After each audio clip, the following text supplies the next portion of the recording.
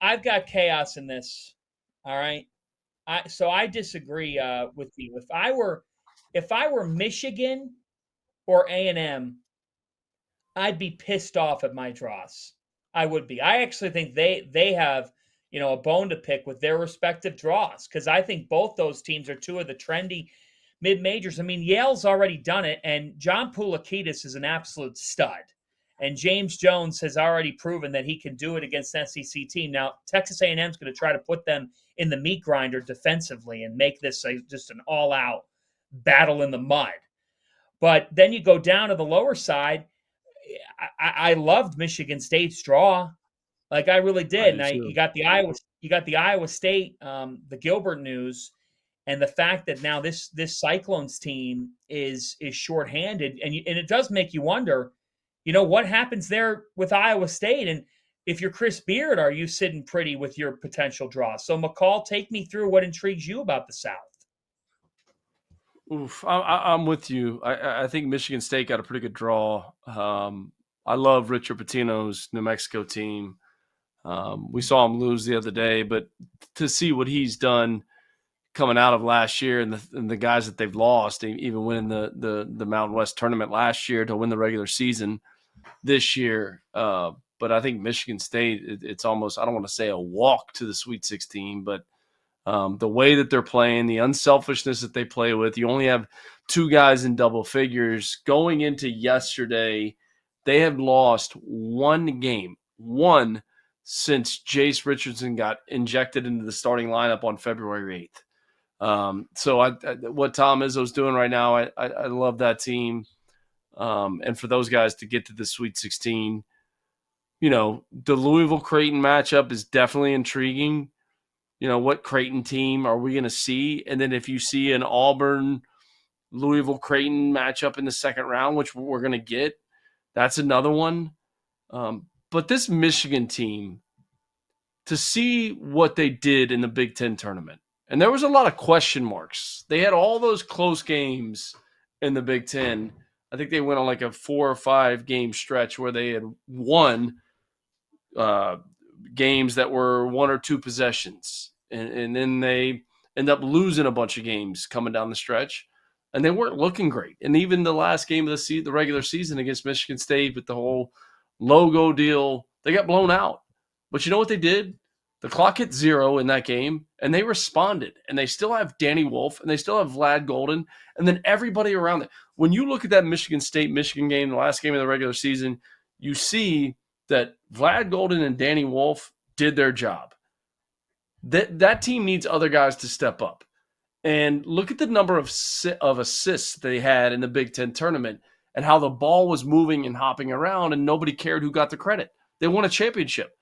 So that's a dangerous team. That's a team to me with Dusty May, who's proven that he can get to a Final Four. He did it at FAU, where really winning at FAU is a very challenging thing to do. He did it at FAU.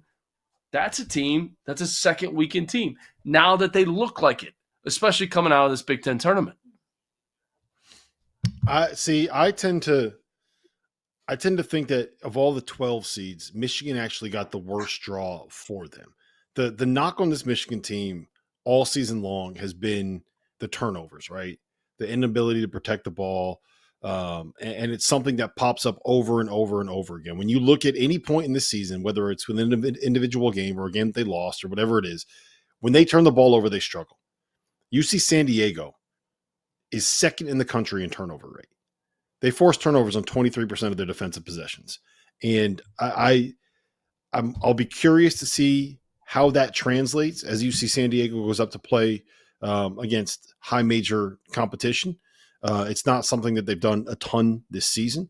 The best opponent that they've played, according to Ken Baum, is San Diego State, who they lost to on the road by 5. They also beat Utah State at Utah State. So that's going to be something that's worth monitoring and thinking about. But I think that this is a really difficult matchup for Michigan. I also think that Texas A&M, from the Yale perspective, I think that Yale got the best matchup that they could have gotten in the first round of the tournament because Yale doesn't turn the ball over. They're very, very good on the defensive glass, and they force teams. They don't let you penetrate, and they force teams to take tough contested threes off the dribble. Like that's what their identity is. Take tough threes. Don't get offensive rebounds. Don't turn the ball over. And Texas A&M can't shoot and is built on forcing turnovers and getting to the offensive glass. I think on paper, though, it's a great matchup for Yale. And I actually have Yale and UC San Diego both winning in the first round of the NCAA tournament. I think we got a 12-13 game. Fanta. McCall. I think we got a 12-13 game there. I think it happens. Oh, hot take. I agree. Okay. Is that the Titans and the Bulldogs? But can we talk about your Elite Eight there, Fanta? Let's have a conversation. I've got the Titans making the Elite Eight in shocking fashion. I have UC San Diego pulling a George Mason. I am going. Here's the deal. You have. I can't wait. I can't wait to be sitting next to Rob Doster in Vegas and watching Michigan win this game. I can't wait. I'm so excited about that.